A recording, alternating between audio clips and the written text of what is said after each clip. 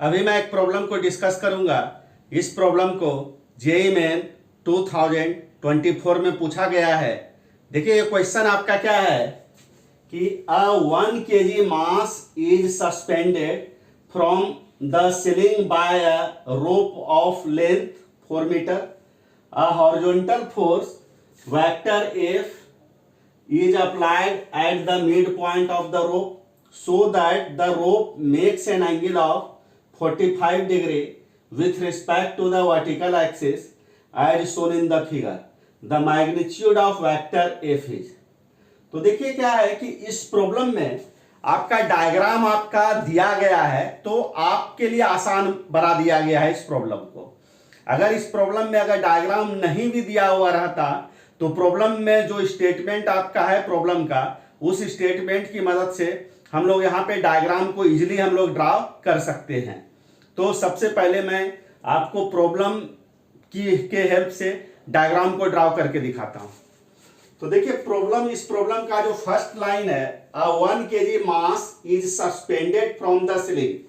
जैसे देखिए ये हमारा आपका सीलिंग है, इसी सीलिंग से 1 kg के मास को सस्पेंड किया जा रहा है by a rope of length 4 metre. यानी आपका एक रोप है और ये रोप आपका 4 मीटर आपका लॉन्ग है। आपका ये रोप आपका 4 मीटर आपका लॉन्ग है।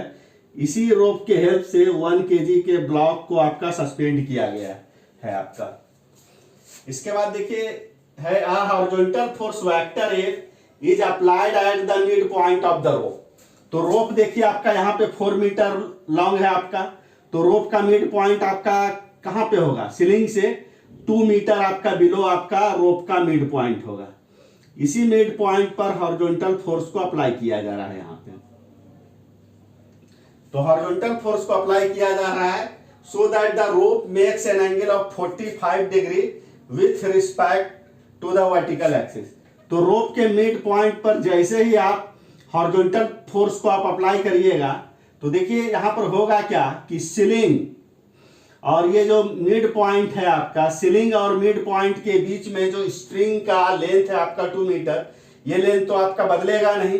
तो ये जो स्ट्रिंग का हमारा मिड पॉइंट है, इस मिड पॉइंट का मोशन यहाँ पे आपका किस पाथ पर होगा? आपका एक सर्कुलर आर्क पर होगा आपका। तो स्ट्रिंग आपका देखिए कुछ ऐसा हो जाए, रोप कुछ ऐसा हो जाएगा आपका। तो यहां पे देखिए प्रॉब्लम में दिया हुआ है कि रोप आपका वर्टिकल से कितना एंगल पर आपका इंक्लाइंड है? आपका इंक्लाइंड है आपका 45 डिग्री के एंगल पे आपका इंक्लाइंड है आपका। तो ये जो एंगल आप देख रहे हैं ना, यही एंगल आपका 45 डिग्री है आपका, और यही आपका क्या हो गया? यही आपका वर्टिकल एक्सिस है, और यही हमारा आपका क्या है कि यही हमारा आपका वेक्टर F है आपका यहाँ पे।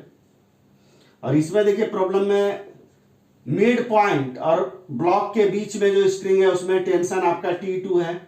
मिड पॉइंट और सीलिंग के बीच में जो स्ट्रिंग है उसमें आपका टेंशन आपका क्या? आपका T1 है।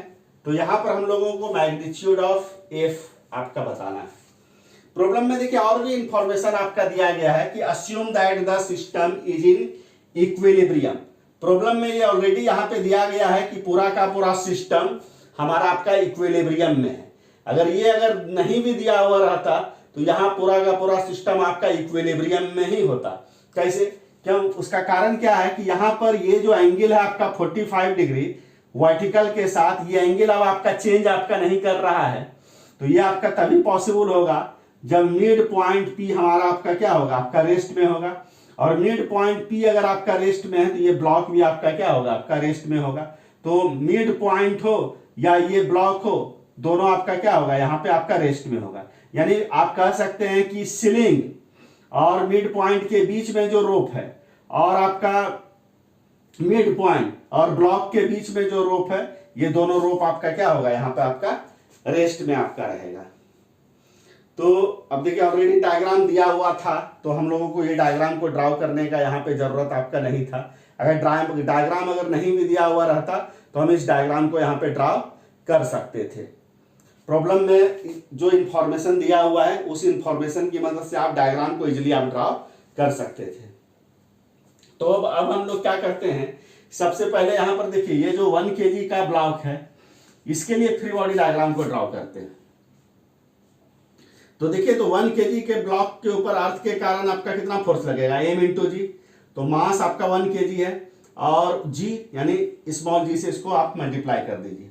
तो अर्थ के कारण ये जो हमारा आप मास देख रहे हैं, इस मास के ऊपर अर्थ के कारण फोर्स आपका वर्टिकली डाउनवर्ड डायरेक्शन में लगेगा। अब देखिए मिड पॉइंट और इस मास के बीच में जो इस आपका रोप है, ये इस रोप के कारण इस 1 kg के मास पर जो आपका टेंशन आपका लगेगा ये आपका वर्टिकली अपवर्ड डायरेक्शन में आपका लगेगा। और ये टेंशन आपका हमारा यहाँ पर आपका क्या है, आपका T2 है। क्योंकि ये देखिए 1 kg का जो मास है ये आपका रेस्ट में है, इसके ऊपर नेट फोर्स आपका न्यूटन के फर्स्ट लॉ से क्या होना चाहिए, आपका 0 होना चाहिए। क्योंकि न्यूटन का फर्स्ट लॉ क्या कहता है कि अगर कोई बॉडी अगर आपका रेस्ट में है तो उस पर नेट फोर्स आपका 0। तो चूंकि यहाँ पर 1 kg का मास आपका रेस्ट में है इसलिए नेट फोर्स आपका 0। नेट फोर्स 0 होने का मतलब क्या है, वर्टिकली अपवर्ड डायरेक्शन में जितना फोर्स आपका लग रहा है और वर्टिकली डाउनवर्ड डायरेक्शन में जितना फोर्स लग रहा है, ये दोनों फोर्स आपस में आपका क्या होना चाहिए, इक्वल होना चाहिए। तभी आपका 1 kg के मास पर आपका नेट फोर्स आपका 0 होगा। तो दिस इज इक्वेशन आपका 1। दूसरा इक्वेशन देखिए, दूसरा इक्वेशन के लिए हम लोग क्या करते हैं कि जो हमारा मिड पॉइंट आपका P है, इस मिड पॉइंट P के लिए हम लोग फ्री बॉडी डायग्राम को ड्रॉ करते हैं। तो देखिए तो ये हमारा जो आपका मिड पॉइंट P है, तो मिड पॉइंट P पर देखिए तो कौन कौन सा आपका फोर्स आपका लग रहा है। ये तो ऑलरेडी आपका एक फोर्स तो आपका लग ही रहा है आपका लेफ्ट की तरफ। दूसरा फोर्स देखिए किसके कारण लगेगा, आपका जो मिड पॉइंट और सीलिंग के बीच में जो रोप है उस रोप के कारण आपका टेंशन फोर्स आपका लगेगा। और ये टेंशन फोर्स आपका वर्टिकल से कितना एंगल पर आपका लगेगा, आपका 45 डिग्री के एंगल पर। तो यही आपका क्या हो गया, T1 हो गया। और ये आपका क्या हो गया, 45 डिग्री हो गया आपका एंगल।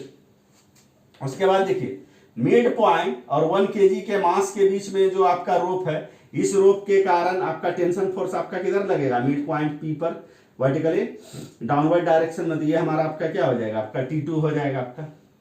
अब देखिए हम लोग क्या करते हैं, T1 को कंपोनेंट में ब्रेक करते हैं।